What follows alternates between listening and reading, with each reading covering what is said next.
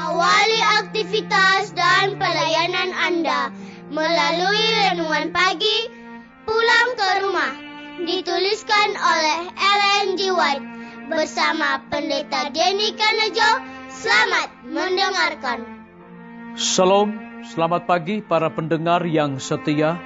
Selamat menikmati hari yang baru. Selamat menerima berkat Tuhan melalui audio renungan pagi. Renungan pagi saat ini, tanggal 8 Juni 2020, berjudul Hukum Tuhan itu Kekal.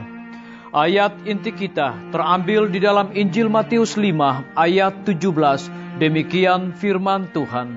Janganlah kamu menyangka bahwa aku datang untuk menyediakan hukum Taurat atau kitab para nabi. Aku datang bukan untuk menyediakannya, melainkan untuk menggenapinya. Mari kita ikuti penjelasannya. Pencipta manusia dan pemberi hukum itulah yang menyatukan bahwa maksudnya bukanlah untuk mengesampingkan aturan-aturannya. Segala sesuatu dalam alam, dari butir debu, dalam sinar matahari, hingga ke dunia-dunia di tempat yang tinggi adalah di bawah hukum. Ketentraman dan keselarasan dunia alami bergantung kepada penurutan akan hukum-hukum ini. Jadi di sini terdapat prinsip-prinsip kebenaran yang besar untuk mengendalikan kehidupan dari segala makhluk yang cerdas, dan kesejahteraan alam semesta bergantung kepada persesuaian dengan prinsip-prinsip ini. Sebelum dunia ini diciptakan, hukum Allah sudah ada. Para malaikat diatur oleh prinsip-prinsipnya. Dan supaya dunia selaras dengan sorga, manusia juga harus menurut kepada undang-undang ilahi. Kepada manusia di Taman Eden, aturan-aturan dari hukum itu diberitahukan oleh Kristus pada waktu bintang-bintang fajar bersorak-sorak bersama-sama dan semua anak Allah bersorak-sorai. Dicatat di dalam kitab Ayub 38 ayat 7. Misi Kristus di dunia bukanlah untuk merusak hukum, tetapi oleh kasih karunia-Nya untuk membawa manusia kembali menurut kepada aturan-aturannya.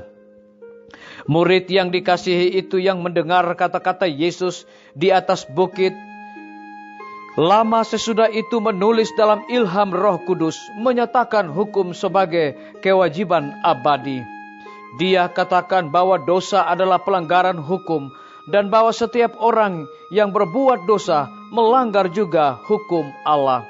Dicatat di dalam 1 Yohanes 3 ayat 4. Dia jelaskan bahwa hukum yang ia tunjukkan itu adalah perintah lama yang telah ada padamu dari mulanya. 1 Yohanes 2 ayat 7. Dia menyatakan hukum yang ada pada waktu penciptaan dan diulangi di atas gunung Sinai. Menyatakan hukum itu, Yesus berkata, "Aku datang bukan untuk meniadakannya, melainkan untuk menggenapinya." Di sini ia menggunakan kata menggenapi dalam pengertian yang sama seperti ketika dia mengatakan maksudnya kepada Yohanes Pembaptis untuk menggenapkan seluruh kehendak Allah. Dicatat di dalam Injil Matius 3 ayat 15. Yakni untuk memenuhi ukuran tuntutan hukum, untuk memberikan suatu contoh dari persesuaian yang sempurna kepada kehendak Allah. Misinya adalah untuk memberi pengajarannya yang besar dan mulia.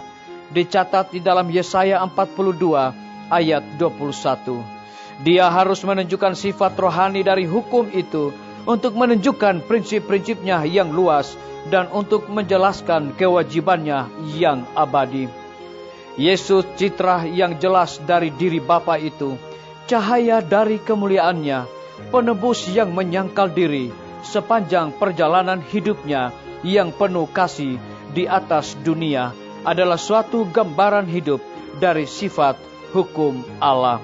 Dicatat dari buku Khotbah di atas bukit, halaman 58 dan 60.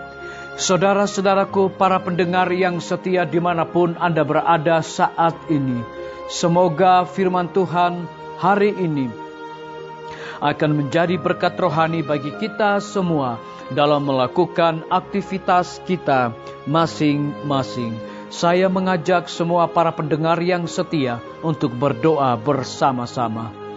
Bapa kami yang bersemayam di dalam takhta kerajaan sorga, terima kasih oleh karena kebenaran firman-Mu di pagi hari ini jelas bagi kehidupan kami. Ajarlah kami Bapa untuk percaya akan kebenaran firman-Mu. Saat ini Tuhan, hamba berdoa bagi pimpinan-pimpinan organisasi gereja Tuhan dari tingkat yang tertinggi sampai kepada jemaat-jemaat bahkan seluruh gembala jemaat. Tuhan urapi mereka dengan hikmat sorga agar mereka tetap memberikan pelayanan yang semaksimal kepada umat-umat Tuhan. Hamba juga menyerahkan tim medis ke dalam tangan Tuhan. Engkau berkati dokter, perawat, bidan, para relawan kesehatan dimanapun mereka berada saat ini. Karena mereka sedang melayani dengan penuh resiko. Mereka berada di garda depan untuk memutuskan mata rantai daripada COVID-19. Hamba juga berdoa bagi guru-guru, kepala sekolah dan semua anak didik yang sedang diliburkan. Tuhan berkati dan pelihara mereka dimanapun mereka berada saat ini. Hamba berdoa bagi TNI, Polri, PNS, wira swasta, petani, pedagang, nelayan, dan saudara-saudara kami yang ada di dalam penjara. Kiranya Tuhan lindungi mereka, pelihara mereka, hiburkan mereka Tuhan, dan hindarkan mereka juga dari wabah yang mematikan ini. Hamba juga berdoa bagi para pendengar yang setia yang berulang tahun. Dengan bertambahnya usia yang Tuhan berikan bagi hidup mereka, mereka selalu bersyukur dan juga melayani Tuhan.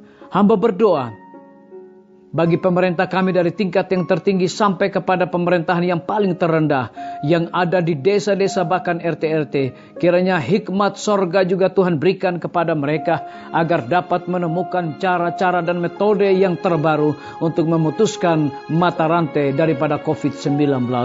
Terima kasih Tuhan Yesus. Dengarlah doa kami Bapa, dan mau mengampuni segala dosa kami, karena kami sudah berdoa hanya di dalam nama Tuhan Yesus dan Juru Selamat kami. Amin. Sampai jumpa. Tuhan Yesus memberkati kita semua.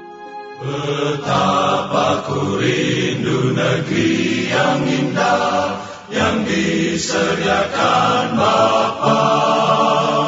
Sana orang saleh memuji Tuhan, di surga senang kekal.